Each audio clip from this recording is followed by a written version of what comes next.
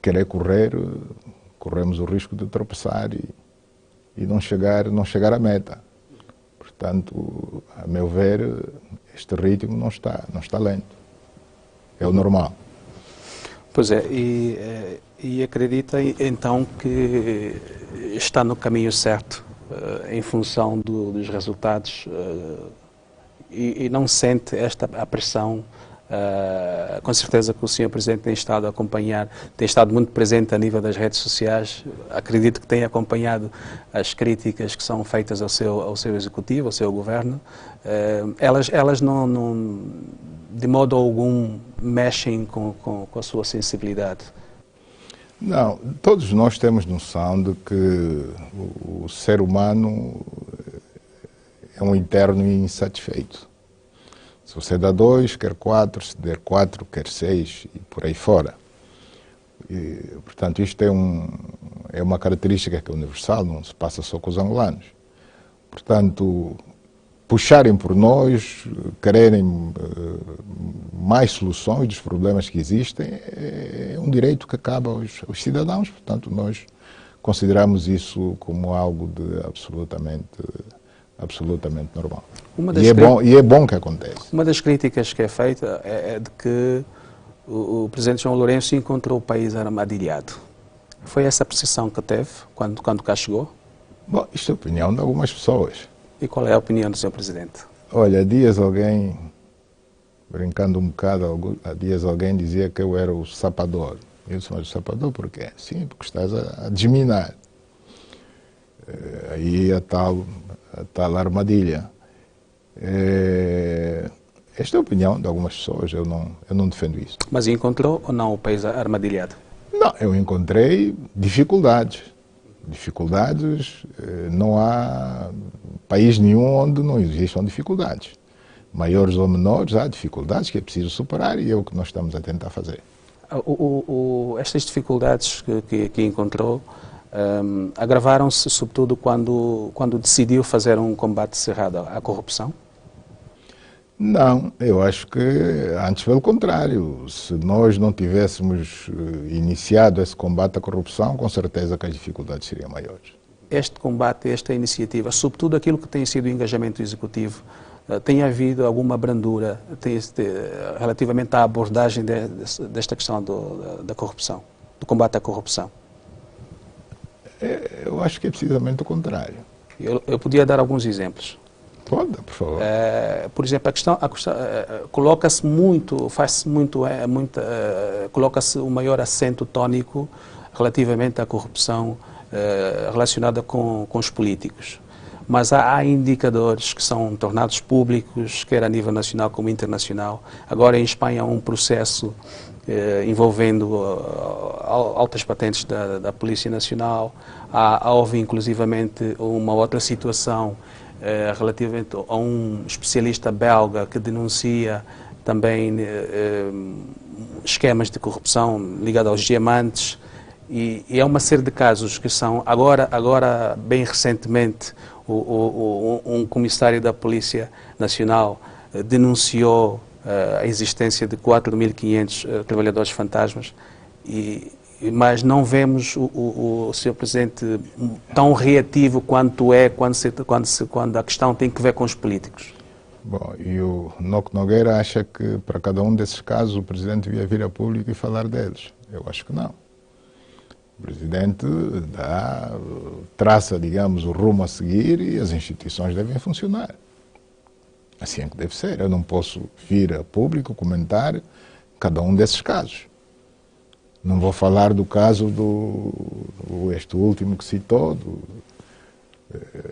um a um, este e outros. Isso não acontece em nenhuma parte do mundo. Mas o Sr. Presidente foi bastante reativo, aliás, foi bastante rápido a reagir relativamente às críticas que se fizeram ao modo como se queria implementar o IVA em Angola, por exemplo. Não, até não. Da mesma forma que o senhor tem o direito de dizer que não gosta de alguma coisa, eu também sou um ser humano, tenho o mesmo direito. E até dei a possibilidade de alguns cidadãos virem a público dizer, olha, Sr. Presidente, não gostamos do que o senhor disse. E isso é bom, é democracia. Só significa que, afinal de contas, existe em Angola realmente a liberdade de expressão. Sr. Presidente, os empresários dizem que podem participar mais no esforço de recuperação económica, mas, por outro lado, queixam-se da falta de financiamentos, em muitos casos até alguns entraves burocráticos. É possível, a curto prazo, atender essas preocupações e mudar-se o quadro? Bom, nós anunciamos há relativamente pouco tempo, creio que não faz 2 meses, uma linha de financiamento de um banco alemão, num valor respeitável, tanto 1 mil milhão de dólares, que será repassado para o setor empresarial privado. Portanto, não entendemos que esta queixa de falta de atenção por parte do Executivo para com o empresariado nacional persista. Nós estamos preocupados. A banca local, por si só, não tem essa capacidade e nós estamos a dar essa capacidade da banca comercial poder financiar os empresários. Então é bom que se organizem e procurem beneficiar desta linha de financiamento que o Executivo conseguiu junto de um banco alemão. Sr. Presidente, eles também reclamam a falta de luz e água. Ainda vive-se essa situação em muitas partes do país e isto tem freado até o investimento. Estas questões podem ser resolvidas no horizonte do Executivo? Essas questões podem e estão sendo resolvidas paulatinamente. Até há uns tempos atrás, a energia que se consumia no Ambo, no Bié, ainda era energia de centrais térmicas. Neste momento não. Portanto, o Ambo e o Bié já estão a receber energia da barragem hidroelétrica de Lauca. Nós acabamos de anunciar no Lubango que vamos fazer a ligação através de uma linha de transmissão Gov-Matala para essa mesma energia de Lauca chegar também à província da Huila. Portanto, vai havendo cada vez maior disponibilidade de energia e a preços mais baixos. Portanto, a energia hidroelétrica é, sem sombra de dúvidas, mais barata, mais fiável do que a energia produzida por centrais térmicas. Pois é. Sr. Presidente, sobretudo nesse capítulo da economia, eu trago aqui uma questão que a redação do Novo Jornal é que pediu-me expressamente que colocasse, que algumas vezes o Sr. Presidente anunciou que o Estado tinha cedido terrenos, infraestruturas, hotéis, etc., que não tendo dinamizado a atividade e não tendo retribuído o Estado na ótica financeira e tributária, teriam de ser devolvidos, portanto, ao Estado. Há o caso grande, por exemplo, do investimento de vários milhões de dólares feito para a empresa FADEPA, a nível do setor das pescas. A questão que se coloca é se estes milhões, os barcos que se encontram parados, sem qualquer atividade, quando é que o Sr. Presidente pretende colocar fim a isto, por exemplo? Eu preferia que falasse, já que está a falar de dinheiros públicos que beneficiaram particulares, que falasse de casos de valores mais altos, não desses pequenos beneficiários do Fundo das Pescas. É um caso, sim senhora, que é preciso resolver. Tanto dinheiros públicos são dinheiros públicos, que sejam grandes ou pequenos, mas nós, de momento, estamos a atacar sobretudo os grandes valores e isso são casos que estão na Procuradoria-Geral da República, alguns deles foram anunciados publicamente pela própria PGR. O Estado, portanto, está engajado, sobretudo, em atacar primeiro estes valores que são bastante avultados e que fazem falta. Não houve aqui um tratamento ao erário público. Não houve aqui, da parte do Executivo, um tratamento diferenciado, na medida em que algumas pessoas que estiveram envolvidas em determinados atos estão a contas com a Justiça e pessoas que usaram os dinheiros públicos para fazer determinados investimentos estão livres de qualquer acusação, de qualquer processo judicial? É que não sei se estão. Não sei se estão, não posso dizer se sim ou não. Daquilo que chegou à mesa do Sr. Presidente? Eu estou a dizer que não sei se estão livres. Quando o assunto é tratado a nível do Ministério Público, só isso já significa dizer que não está livre. Eu queria só colocar A mais única uma questão. diferença que existe é que uns são arguidos, outros não são arguidos, não é? Portanto, a justiça é assim, tem N fases, não é? E há situações em que os casos morrem logo na primeira fase, não passam à segunda etapa, a condição de arguidos, e há outros que passam por esta fase e chegam mesmo a tribunal. Quando definiu essa estratégia de combate à corrupção, já agora que o Sr. Presidente voltou ao tema... Eu só estou a responder as suas perguntas. Ok. O Sr. Presidente, por acaso, definiu alguns aliados? Teve que definir alguns aliados, algumas pessoas que intencionalmente teria isolado de tudo o resto? Não, eu não posso escolher a dedo quem devem ser os meus aliados. Portanto, é o que eu dizia há bocado, o papel nesta matéria, o papel do Presidente da República é definir o rumo. O rumo é este. Todos aqueles angolanos de boa vontade que entendem que esta luta contra a corrupção é algo nobre, todos aqueles que assim o entenderem, são esses os meus aliados. Esses é que são os meus aliados, quer estejam no Executivo ou fora do Executivo. Há uma crítica muito viva e muito feita a nível das redes sociais, é de que o Sr. Presidente defende, por exemplo, o engenheiro Manuel Vicente. Não, as pessoas dizem isso apenas pelo simples facto de Angola ter feito aquele braço de ferro com Portugal, justamente, bom, a pessoa implicada, por sinal, era ele. Creio que não tem outras razões para pensar desta forma. Acredito que seja apenas por esta razão. E as declarações do Sr. Ministro das Relações Exteriores em Paris, dando como dado adquirido que a justiça angolana vai, digamos, arquivar o processo contra o engenheiro Manuel Vicente? A justiça angolana, quem tem que falar pela justiça são os órgãos de justiça. Mas falou um auxiliar do titular do Poder Executivo. Está bem, eu repito, quem tem que falar pela justiça, nesse caso, são os próprios órgãos de justiça. Não ouvi nada do Ministério Público. Mas isso não belisca a própria imagem do titular do Poder Executivo quando um dos seus auxiliares... Não, de forma nenhuma, não belisca. Há de beliscar porquê? De forma nenhuma. Porque está um elemento, uma entidade, um auxiliar do titular do Poder Executivo eventualmente, a retirar a competência aos órgãos judiciais. Não, a Justiça Portuguesa remeteu o processo para Angola, para a sua congênere angolana, e o assunto está a este nível. Portanto, qual será o desfecho? Ninguém sabe, nem eu próprio sei. Sr. Presidente, vamos voltar à situação económica do país. A Angola pediu um programa de assistência ao FMI. O Sr. Presidente acha que no atual contexto do país essa assistência é viável? Também na agenda de reformas do FMI prevê-se o corte dos subsídios de combustíveis.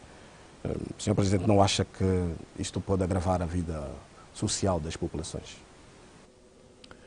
A assistência prestada pelo Fundo Monetário Internacional de Angola não só é viável, como eu reputo de benéfica. É benéfica na medida em que nós conseguimos financiamentos em condições muito boas. Portanto, que não conseguiríamos com qualquer outro credor. Os nossos habituais credores, e isso não é segredo para ninguém, é verdade que puseram aqui muito dinheiro, mas a troco de quê? De carregamentos de petróleo. E, regra geral, os Estados não funcionam assim, mesmo aqueles que têm petróleo. Mas, na altura, foram as condições em que conseguimos negociar,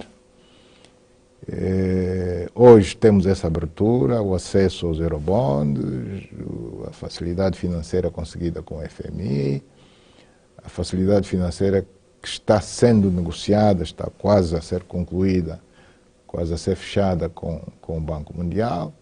Portanto, nós só vemos vantagens nisso, não temos nenhum receio.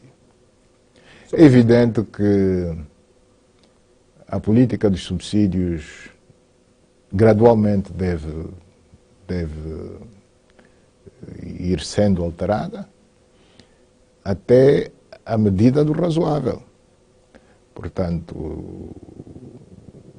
o preço do combustível no nosso país, mesmo sendo importado, Angola não produz praticamente produtos refinados, mas o preço a que chega ao consumidor ainda está abaixo de muitos países daqui do nosso continente e mesmo do mundo. Sr. Presidente, ainda continuando a falar sobre economia, muito recentemente foi anunciada a construção de várias refinarias. Será desta vez que Angola deixará de ter, de facto, problemas com combustível? Acreditamos que sim, nós estamos determinados, porque de facto é inaceitável que o segundo maior produtor de crudo nesta parte subsaariana do continente africano não tenha uma refinaria em condições. Esta de Luanda, bom, daqui a uns tempos vai ser uma refinaria, embora continuando a produzir pouco para as nossas necessidades, mas já vai ser uma refinaria. Portanto, está a sofrer uma importante intervenção, mas de resto é caso para se dizer que nós não temos refinaria. Então precisamos ter. Há pessoas que não acreditam que Angola não tem refinaria. O Sr. Presidente está bastante otimista relativamente às medidas que o seu Executivo tem tomado, aliás, porque até encabeça estas medidas. A questão que eu coloco é que milagre é que vai acontecer, por exemplo, em relação à diversificação da economia, quando o Sr. Presidente ou o seu Executivo canaliza 1% do OGE para a agricultura. Bom, nós temos prestado muita atenção à agricultura familiar, porque quem vai produzir não é o Ministério da Agricultura, quem vai produzir são os camponeses, em primeiro lugar, daí o Executivo estar empenhado em dar um grande apoio à agricultura familiar e os empresários virados para esta área. E no que diz respeito aos empresários virados para esta área, o capital que eles vão utilizar nas suas unidades de produção, nas suas fazendas, não consta do OGE. Eles têm que recorrer à banca comercial. Portanto, toda a atenção que o Estado deve prestar à agricultura deve ser virada, sobretudo, à agricultura familiar. Com 1% do Orçamento Geral do Estado? Foi o possível, mas mesmo assim nós temos feito um grande trabalho a favor do aumento da produção de bens de consumo em Angola. O Sr. Presidente não acha estranho que se faça uma maior cabimentação a nível do seu cordão de segurança, mais para o seu cordão de segurança do que aquilo que se investe para o setor agrícola, por exemplo? Não entendo, pode repetir. Não, eu questiono relativamente ao valor que é cabimentado a nível do Orçamento Geral do Estado para a Casa de Segurança do Sr. Presidente e o valor que é aplicado ao setor agrícola, por exemplo. Não é verdade o que está a dizer. Não me venha dizer que a Casa de Segurança consome mais verbas do Orçamento Geral do Estado que o setor agrícola. Isso não pode ser verdade.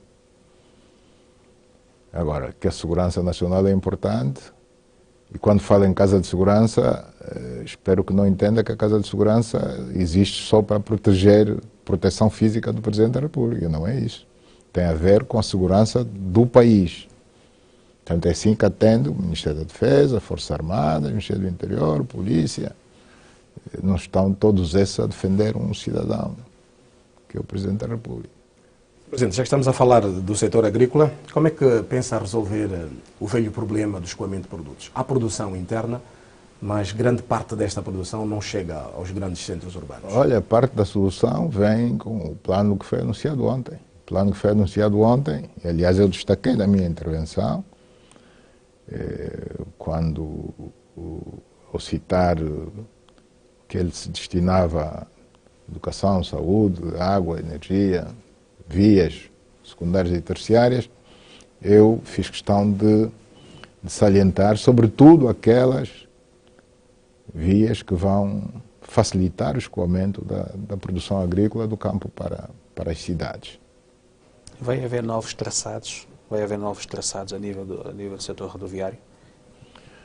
Eu acho que o mais inteligente será melhorar os que já existem. E já será muito bom se nós conseguirmos fazer isso. Mas, eventualmente, se houver necessidade de um outro novo traçado, surgirá, embora a prioridade seja tornar transitáveis os traçados já existentes. Sr. Presidente, há uma situação muito atual. O IVA devia começar a ser implementado a partir do dia 1 de julho, passou para outubro. O que é que terá falhado? O Estado já está a perder dinheiro. Pois.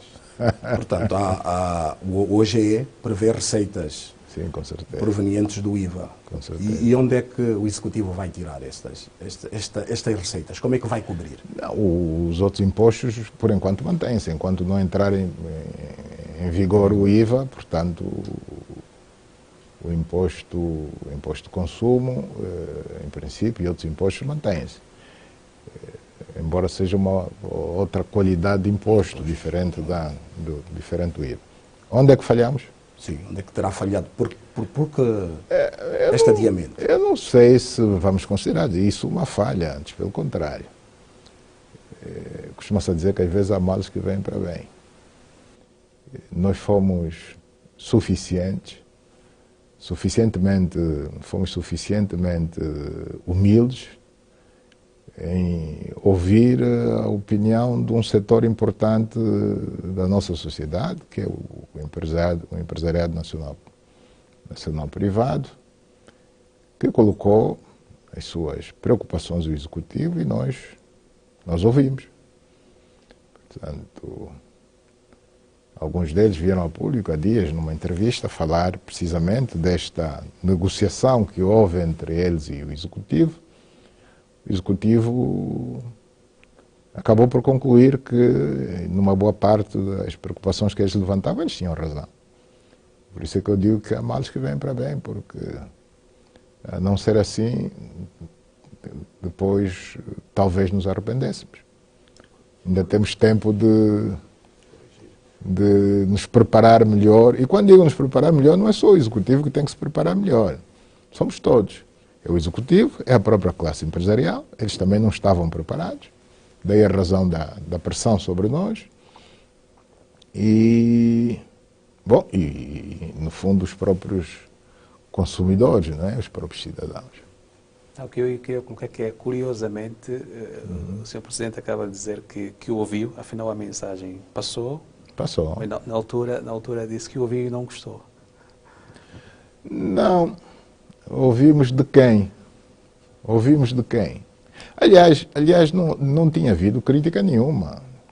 Não tinha havido nenhuma crítica. A crítica é salutar. E o que é que a prova está aí que as críticas feitas pelas entidades competentes, que representam de facto a classe empresarial, essas foram ouvidas. Não é? Portanto, eu sei para onde me quer conduzir, mas... E o que é que o Sr. Presidente não gostou de facto? O que é que o Sr. Presidente não gostou relativamente a isto? Disse que ouviu, disse que não eram surdos. Eu gostei que vocês não tivessem gostado. Ok. Sr. Presidente, apesar dos investimentos no setor da saúde, nota-se ainda muitas dificuldades. Há quem diga mesmo que a saúde continua doente. Tem tirado o sono ao Presidente a situação do setor da saúde, principalmente em termos de hospitais e na esperança de um serviço de saúde mais humanizado? É verdade que a educação e a saúde tiram o sono. Isto é verdade. E é precisamente por isso que, desde muito cedo, nós prestamos uma atenção particular a esses dois setores. Veja que há muitos anos que não se faziam concursos públicos de admissão para esses dois setores, para a educação e para a saúde. E nós tivemos, contra tudo e contra todos, a coragem de reabrir os concursos para o preenchimento de vagas nesses dois setores, precisamente por considerarmos importantes. Porque os problemas nesses dois setores não são apenas de infraestruturas, mas são também de recursos humanos, não apenas em termos de qualidade, mas em termos de oferta, tanto escassez de recursos humanos. Não são suficientes para a demanda. Há uma coisa em que nós podemos nos dar por felizes, é o facto de o problema dos medicamentos hoje nos hospitais já não ser tão grave quanto era há relativamente pouco tempo. Hoje, nenhum familiar de alguém que esteja acamado, hospitalizado e acamado, pode dizer, salvo raras exceções, que também não posso dizer que a solução encontrada já seja perfeita, mas, de uma forma geral, os familiares já não recebem a receita do médico para ir comprar o medicamento cá fora e trazer para socorrer os seus parentes. Portanto, foi um esforço muito grande que fizemos. Encontramos verbas extraordinárias para atender praticamente a todos os hospitais provinciais do país, todos os de Luanda, pelo menos os maiores, incluindo maternidades. O hospital sanatório, como sabem, está a ser reconstruído e ampliado. Portanto, vamos servir melhor os nossos doentes que sofrem de tuberculose. A maternidade melhorou muito. O hospital pediátrico melhorou muito. E não me refiro só a Luanda, portanto, podia continuar a enumerar. Ontem mesmo, antes de ontem, no Lubango, inauguramos uma nova unidade de hemodiálise. Temos mais 4 na Forja. Portanto, são unidades públicas, para atendimento público aos cidadãos. Isso vai melhorar bastante a situação de saúde no nosso país. Não é tudo, temos de fazer muito mais, nós temos noção disso, mas se quisermos ser justos, temos de reconhecer que já houve uma boa melhoria. Sr. Presidente, essas afirmações que faz relativamente ao estado da saúde no país, falo por convicção ou por ouvir dizer? Não, falo porque eu visito as unidades. E as minhas visitas são públicas, vocês podem confirmar que sim. Estive em todos os hospitais de Luanda, todos eles, quer dizer, os principais, Josina Machelo, o Américo Boa Vida, o pediátrico, o hospital sanatório, a quem me tivesse chamado de sei lá de quê, que não devia ter ido ao hospital sanatório. Eu tive a coragem de fazer isso e vou continuar a fazer. Nas minhas visitas às províncias faço também. Portanto, essa constatação é do que eu vejo e do que eu ajudei a resolver. Não será uma constatação momentânea na medida em que há todo um serviço protocolar? O Sr. Presidente vai visitar um hospital e é natural que a direção dessa unidade hospitalar prepare todas as condições para ter ali um ambiente. Nogueira, não diga isso. Há coisas que não se escondem. É apenas uma questão que eu coloco ao Sim, Sr. está bem, está no seu direito, Mas eu também estou no direito de responder e o que eu lhe estou a dizer é que há coisas que não se escondem. Há coisas que não é possível esconder. Eu coloco essa questão porque diariamente ou semanalmente, pelo menos, quando temos necessidade de abordar uma questão ligada ao setor da saúde, que nós temos a dar algum privilégio, os nossos repórteres vão às unidades hospitalares e a realidade que é constatada não casa muito com aquilo que o Sr. Presidente está a afirmar. Não, é evidente que os nossos hospitais não são hotéis de 5 estrelas. O que eu quero dizer é que ainda têm insuficiências, não é? Portanto, seria ingenuidade da minha parte pensar de forma diferente. Que tem insuficiências? Tem. Precisamos de mais quadros, precisamos de melhores quadros, em alguns casos precisamos de melhores equipamentos, mas a situação já não é crítica. O que eu quero dizer é que houve uma evolução. Houve uma evolução, nós estivemos numa situação crítica em que os familiares tinham que ir comprar medicamentos cá fora e hoje isso já não acontece, já é um ganho. Isso foi dito pelos próprios cidadãos numa entrevista passada há dias naquele programa do Cabingano. Não fui eu quem disse.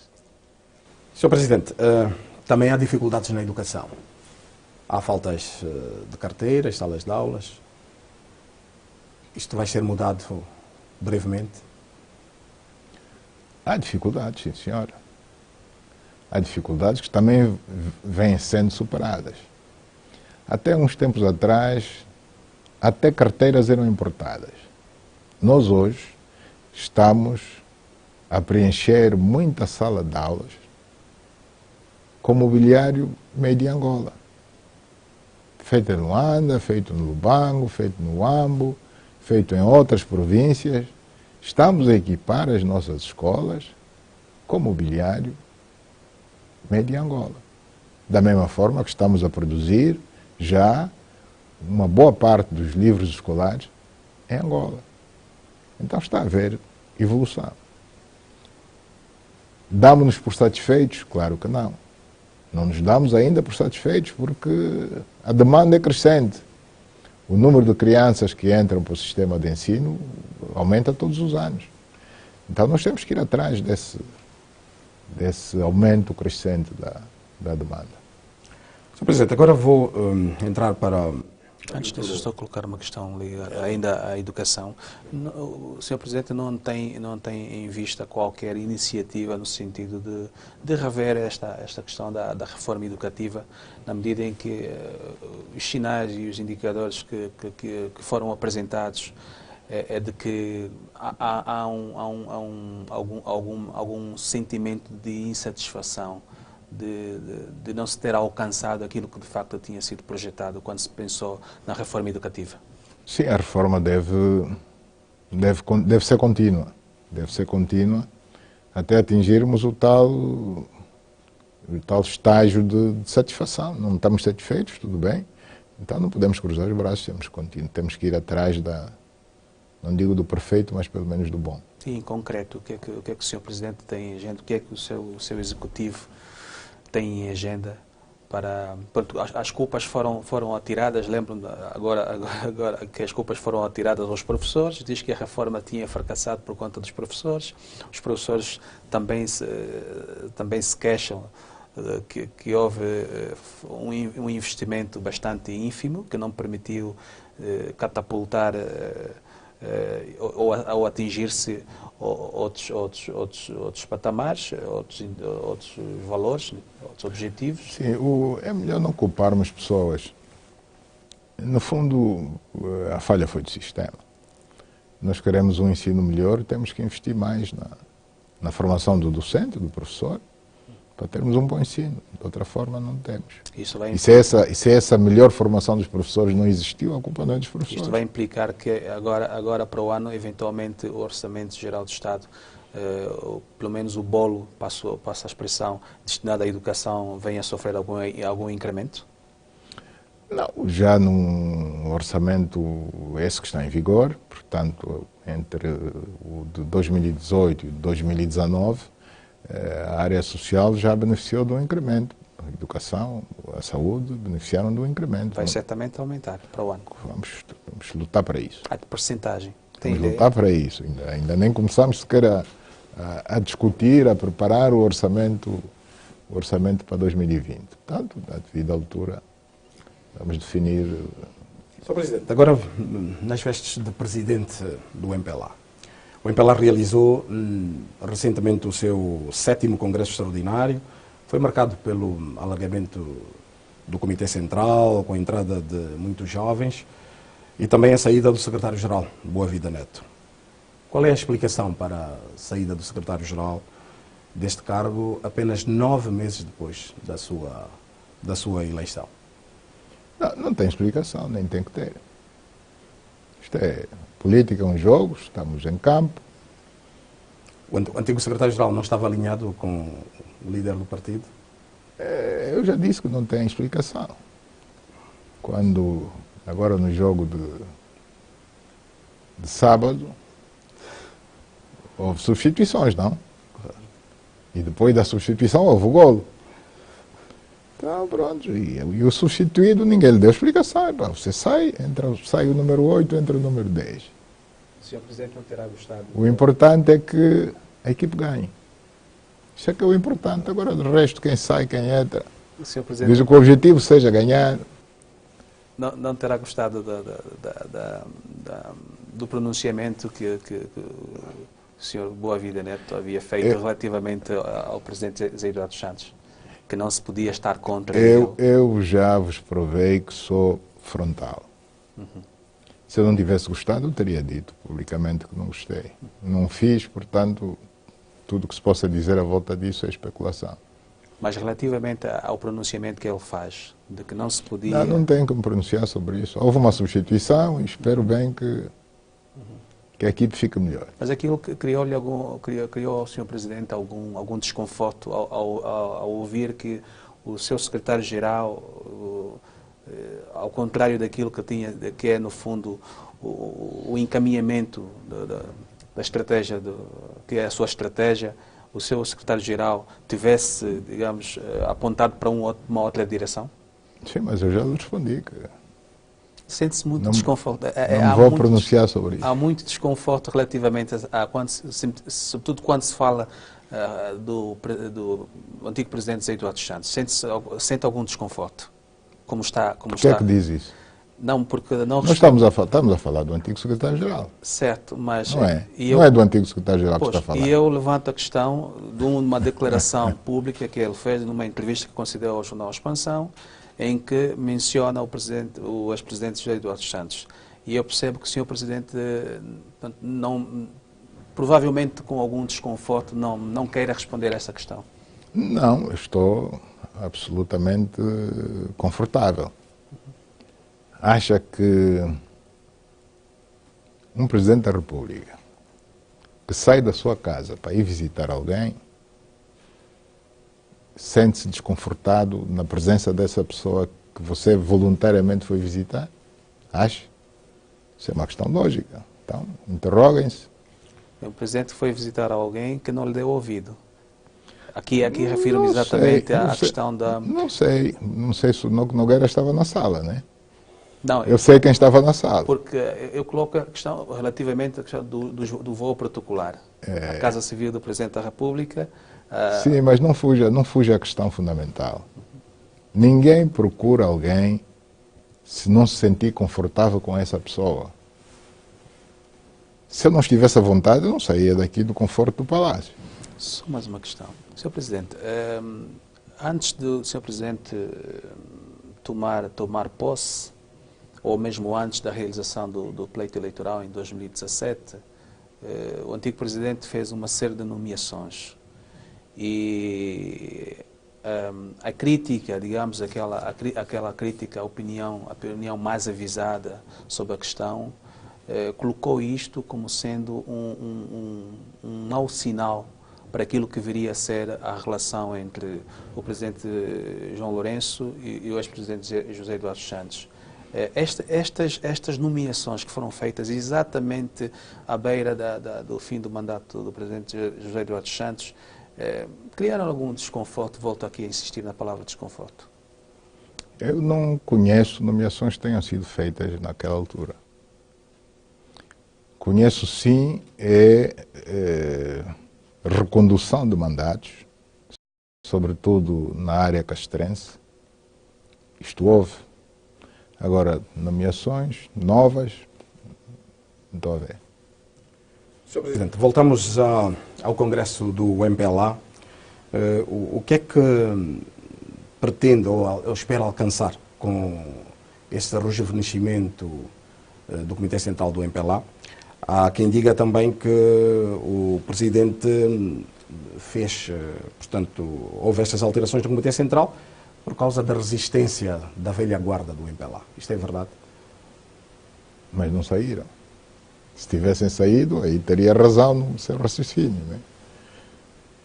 Se me dissesse, olha, a velha guarda saiu e entraram os mais jovens, este era o objetivo que o Presidente perseguia. Mas eu não tirei ninguém da velha guarda. Nem da velha, nem da nova. Todos os que lá estavam mantêm-se no Comitê Central. Então qual foi a necessidade de fazer crescer apenas por fazer crescer?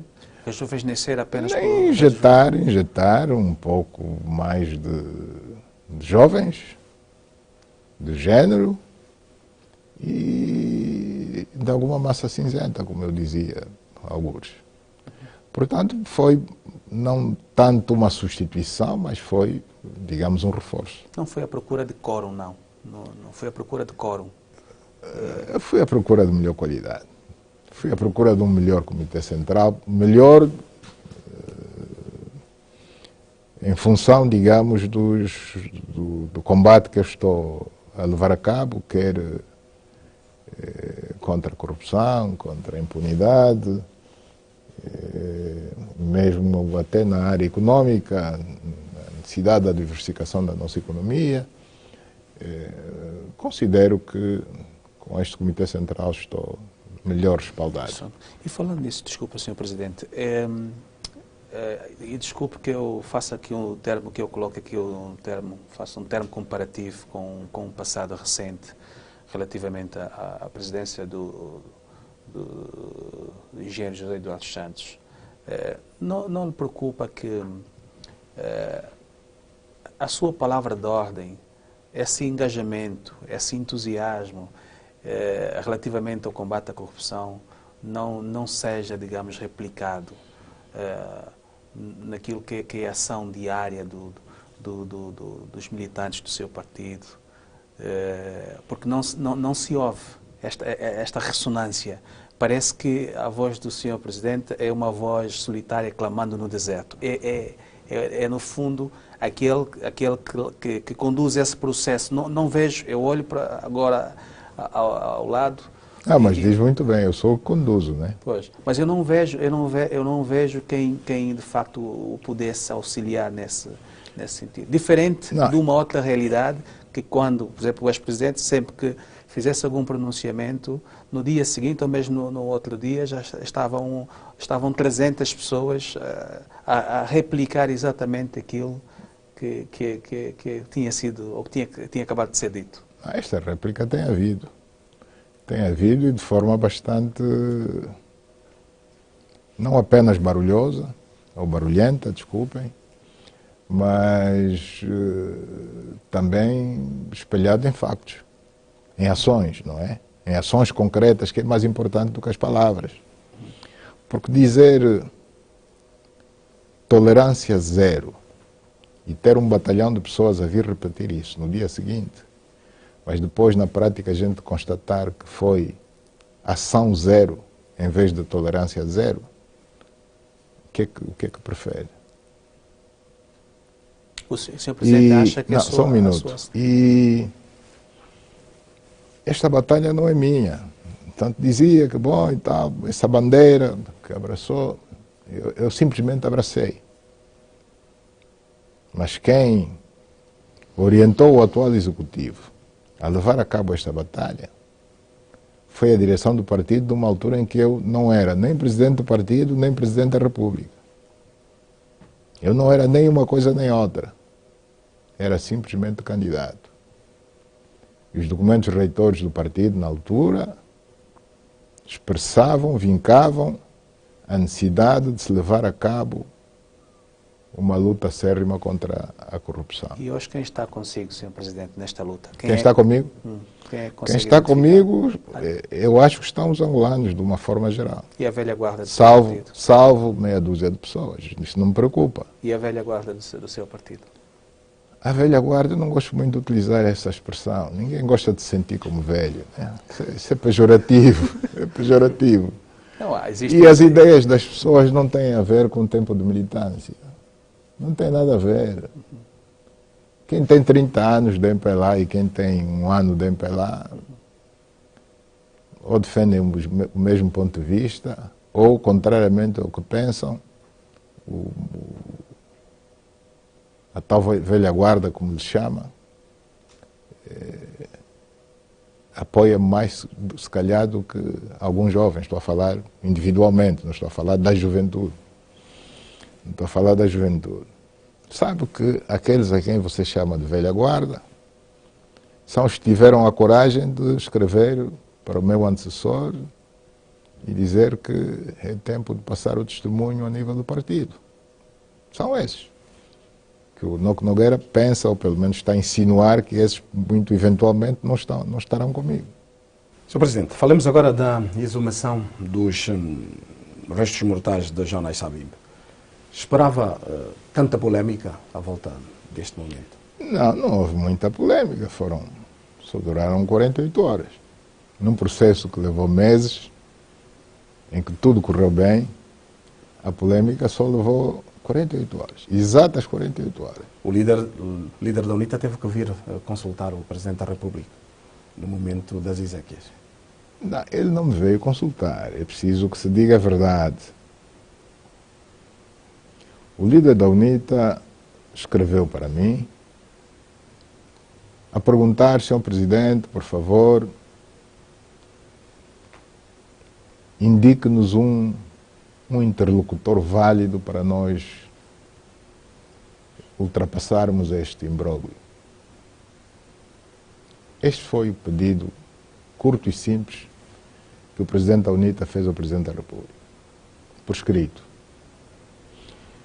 Eu é que preferi, ao invés de, pela mesma via, dizer falo com fulano, entendi convidá-lo a vir aqui ao Palácio. E penso que foi o melhor que fiz. Conversamos e ficou resolvido. Por que do imbróglio, Sr. Presidente? Por que uma situação que está ultrapassada, estava a ser conduzida até a bom porto, o que é que corre mal, exatamente no final, o que é que correu mal? Eu gosto muito de fazer comparações. Imagina que o Noco Nogueira é um grande jogador de futebol. Vai para o campo, o jogo está difícil e ganha um jogo. No fim do jogo, o que é mais importante para si? É a vitória. Ganhar um jogo. Agora, se levou uma canelada na perna, ficou com o joelho lesionado, isso aí na hora já não conta. Portanto, para um processo que levou meses e que teve um final feliz, o que é que são 48 horas de desentendimento? Para mim não conta. O que conta foi o final feliz. Que felizmente conseguimos encontrar conjuntamente. Ninguém quer tirar louros. O Salvador não fui eu. Conjuntamente. Eu ia perguntar se não houve nenhum aproveitamento político da sua parte, Sr. Presidente. Aproveitamento político como? Na medida em que deve de ser o Sr. Presidente até que pôr termo ao imbróglio. Vocês têm que ver sempre Não, a parte escondida do...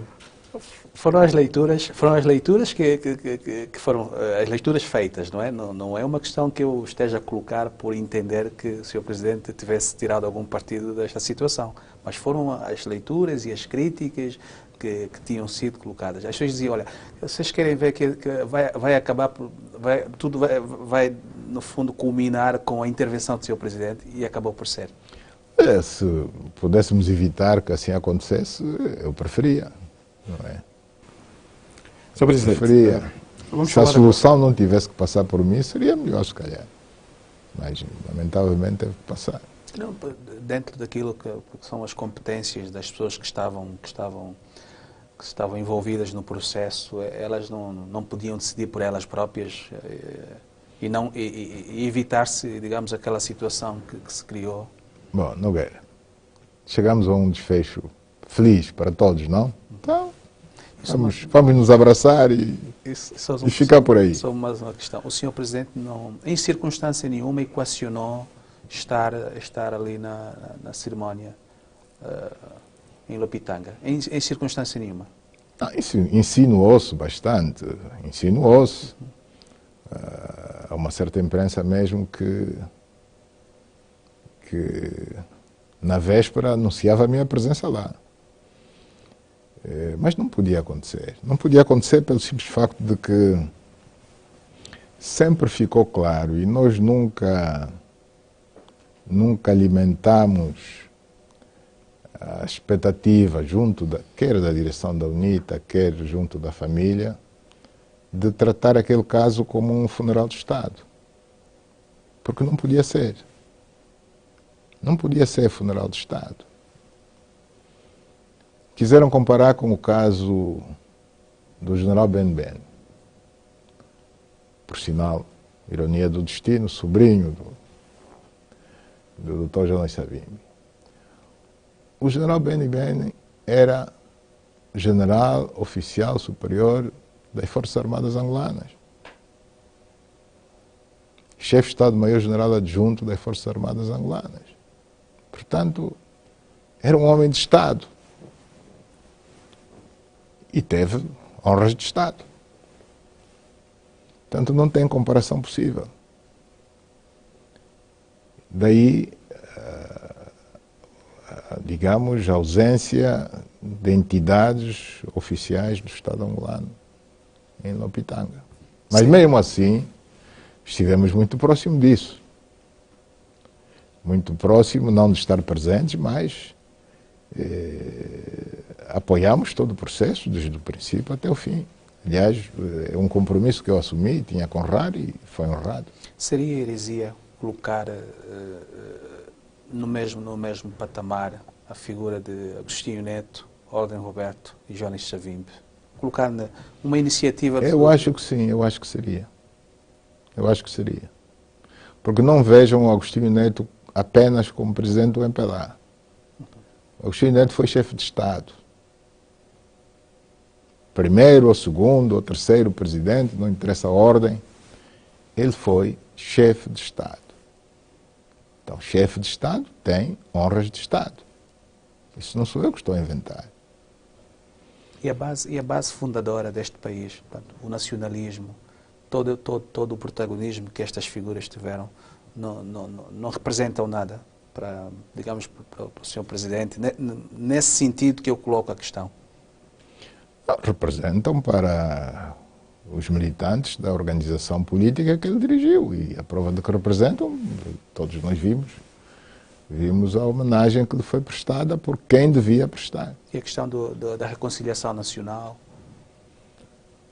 Sim, mas qual é o problema? Houve alguma coisa que choca com a reconciliação nacional? Não, antes, pelo contrário. O que eu pergunto é que o Sr. Presidente coloca a figura de Jonas Savimbi apenas voltada para aquilo que é a massa militante da UNITA. Sim, e em que é que isso choca com a reconciliação nacional?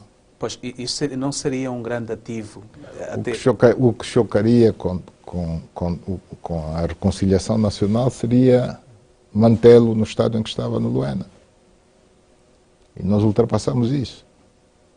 Sr. Presidente, agora vamos falar da Constituição. O Sr. Presidente apoiaria uma revisão da Constituição que limite os poderes do Presidente da República? Com que fim é que se faz uma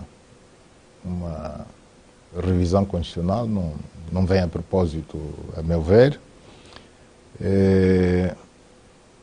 A Constituição é clara, quem tem competência para despoletar o processo de revisão de uma Constituição,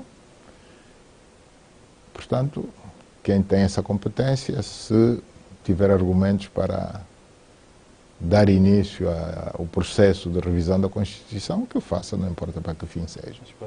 Os limites da Constituição também estão bem definidos. Que matérias é que não são suscetíveis de revisão constitucional? Pode ser de iniciativa, pode haver uma iniciativa Diz muito bem, pode ser. Não tem de ser necessariamente. Ou seja, não me pode obrigar a fazer. Ou seja, não tem qualquer intenção. Nogueira não me pode obrigar a fazer. Pode ser. Não estou a obrigar, Sr. Presidente. Eu só pergunto, argumentou que a Constituição delimita as competências.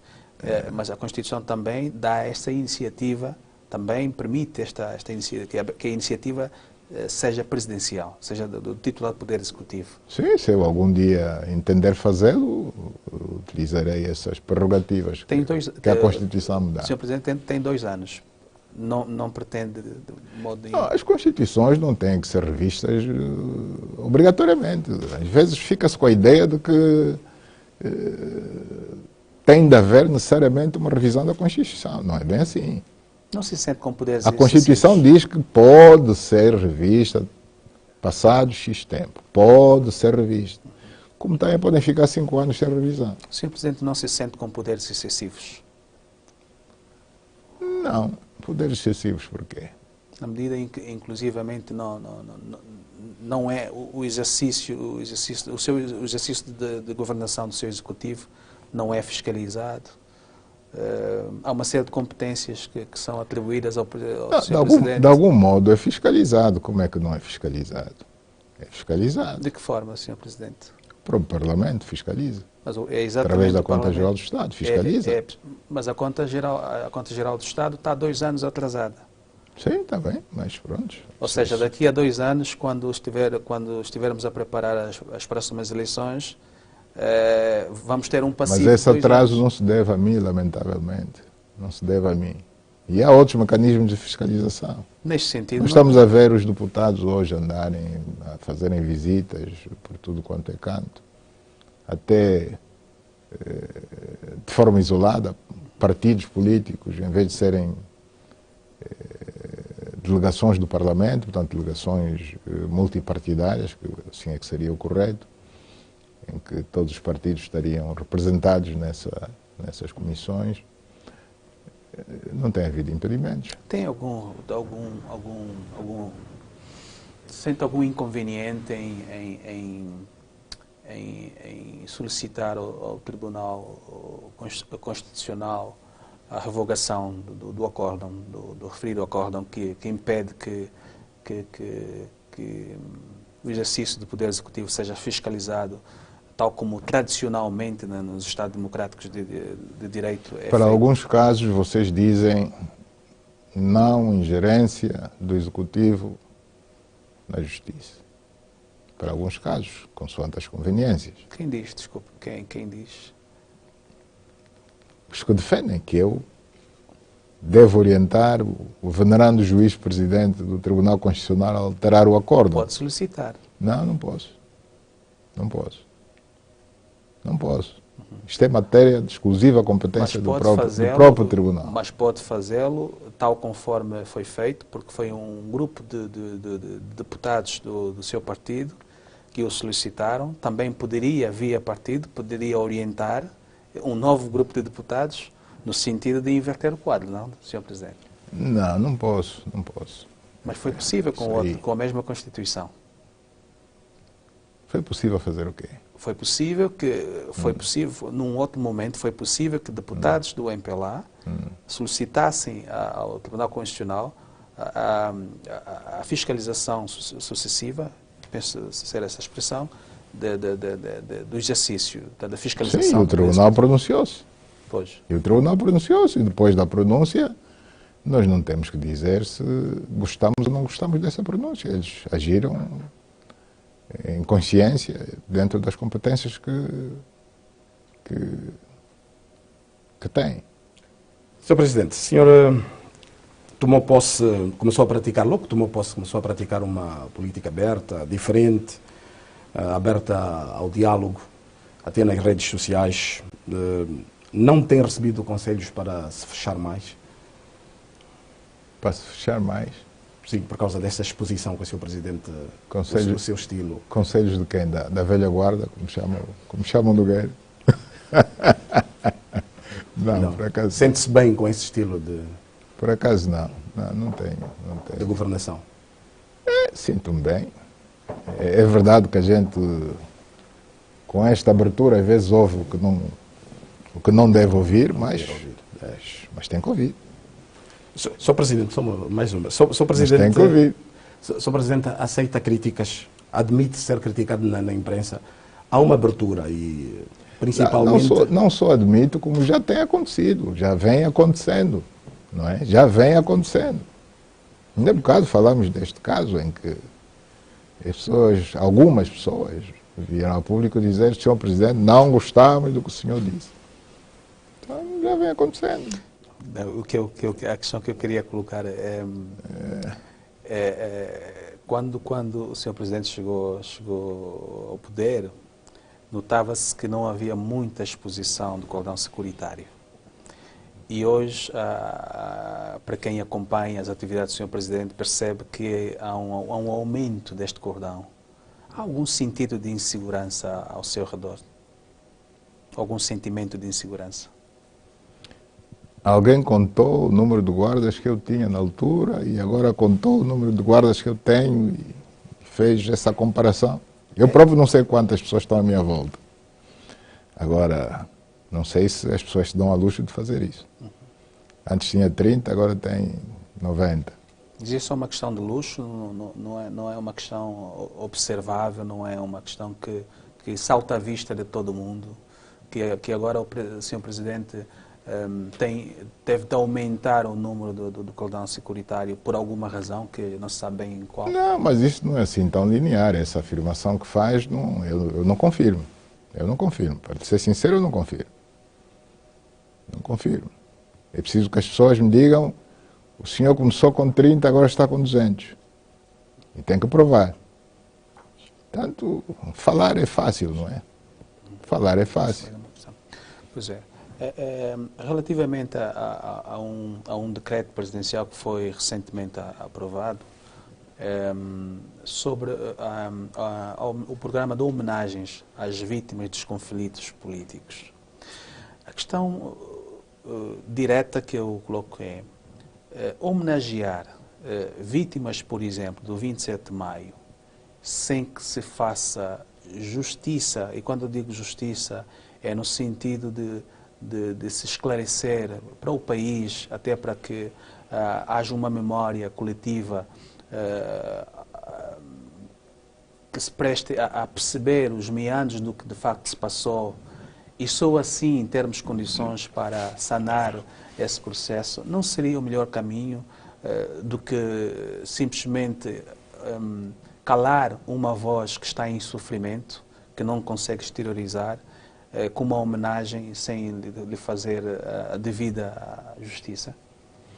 Bom, calar uma voz que está em sofrimento foi o que se fez até aqui, ao longo desses anos todos, em que considerava-se este tema como um tema tabu. Isso é que era calar. O que nós fizemos foi, antes pelo contrário, considerar que isto não é um tema tabu. E que não há absolutamente receio nenhum em abordar-se esse tema. Mas, quando nós constituímos a comissão, fique claro que não foi para abordarmos apenas as vítimas de 27 de maio. Também as vítimas de 27 de maio, que fique claro. Mas não só. Não só, uma vez que há mártires de outros conflitos que ocorreram neste período, que vai do 11 de novembro de 75 até 2002. Não vou citar aqui casos, mas há outros casos. Portanto, todos eles vão ser analisados. E sobre esta matéria eu gostaria de não falar muito mais, porque não me devo adiantar os trabalhos da comissão. A comissão foi criada, tem a liberdade de ouvir todas as franjas da sociedade, partidos políticos, igrejas, as famílias das vítimas, sobretudo essas, as famílias das vítimas, ouvir as suas histórias, registrar. Eu prefiro aguardar as conclusões do trabalho da Comissão, que me tragam o relatório final. Sr. Presidente, agora mesmo, já para terminar, vamos falar sobre o drama da seca no sul de Angola. O Sr. Presidente disponibilizou mais de 200 milhões de dólares para alguns programas específicos. É desta vez que, definitivamente, se vai resolver um problema que afeta milhares de angolanos? Nós pensamos que sim. É desta vez, mas dentro dos prazos considerados razoáveis para que o projeto dê frutos, não é? E esses prazos, segundo a opinião técnica, não são inferiores a 3 anos. E que fica claro que a solução encontrada não vai custar apenas 200 milhões de dólares. Vai custar 3 vezes mais do que isso. 200 milhões de dólares é a parte desse valor que o governo já tem identificado, ou, se quisermos, mobilizado. Portanto, nós já identificamos cerca de 1/3 do que vamos gastar em mais do que 3 anos. Em mais do que 3 anos. Portanto, o tempo mínimo são 3 anos, mas vai levar mais tempo. Portanto, ficou a ideia no ar de que essa dita solução definitiva vai custar 200 milhões de dólares. Não. 200 milhões de dólares é aquilo que o governo se predispôs a investir inicialmente, tendo consciência de que não vai ficar por aí. Portanto, nos próximos anos, não digo em 2020, talvez não, essa verba talvez ainda cubra, mas em 2021, muito provavelmente vamos ter que injetar mais dinheiro. Há quem diga que houve a reação do governo foi tardia, portanto reagiu muito tardiamente quando devia ter feito mais, logo que se apercebeu desta situação da seca no sul do país. Bom, isto é a opinião das pessoas. A seca no sul do país é cíclica. É cíclica. Este é o ano em que, penso eu, maior apoio prestamos. Independentemente de se dizer se devíamos ter chegado hoje ou se devíamos ter chegado ontem, mas em termos de engajamento, este ano o engajamento é bastante grande. E não estou a falar da tal solução definitiva de que falamos há bocado, ainda estou a falar do programa de emergência, não é? Com a abertura dos furos, a limpeza das chimpacas, o fornecimento de caminhões cisternas, etc, etc. O engajamento do Executivo está a ser bastante grande, e não só do Executivo e da própria sociedade civil, que, como sabemos, está a nível todo do país engajada em apoiar as populações do sul de Angola. Uhum. Nesse sentido, há projetos de construção de barragens, mas há quem diga que o problema da seca na zona sul de Angola não é propriamente a falta de água, mas que é a questão do pasto. E para isso existem formas muito mais económicas da abertura de furos de água. E há pasto sem água? Os furos resolveriam, em então, princípio... e os furos é o quê? É água? Pois. Os furos é para ir buscar o quê? Pois, mas isso, o que se investe na abertura de furos e aquilo que se projeta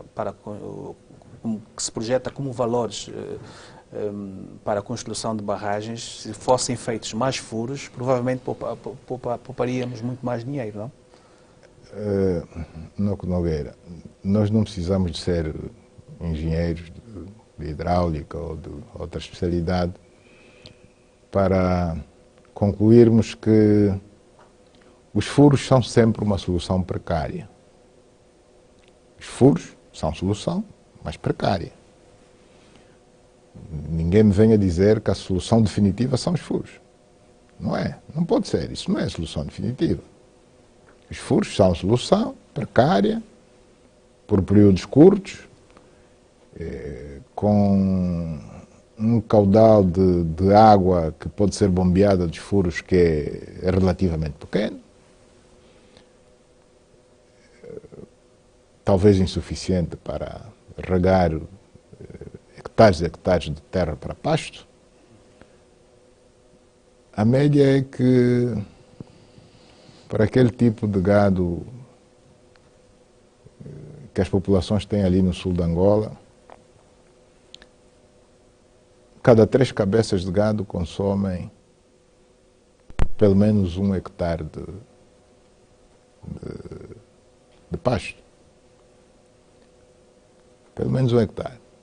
Então imagina a extensão das áreas de pasto necessárias para alimentar aquelas manadas que são as maiores que o país tem.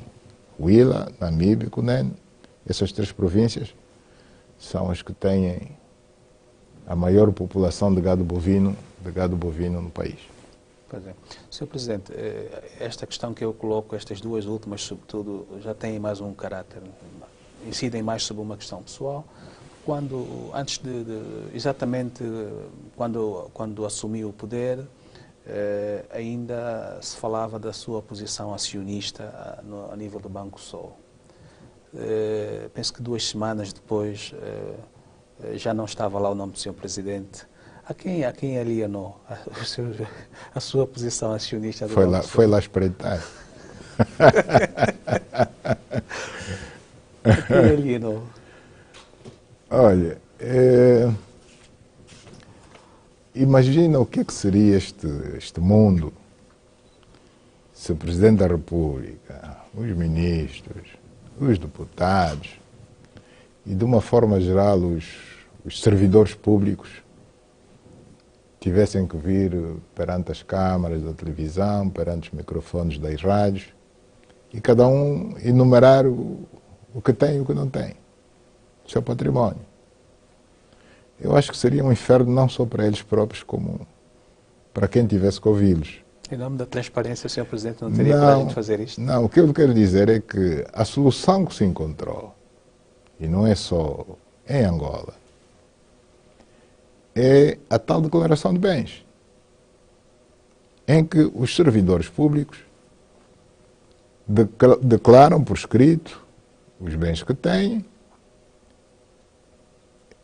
colocam o documento em envelope lacrado, não sou eu que inventei isso, a lei diz isso, e entregam junto das entidades competentes, no caso o Ministério Público.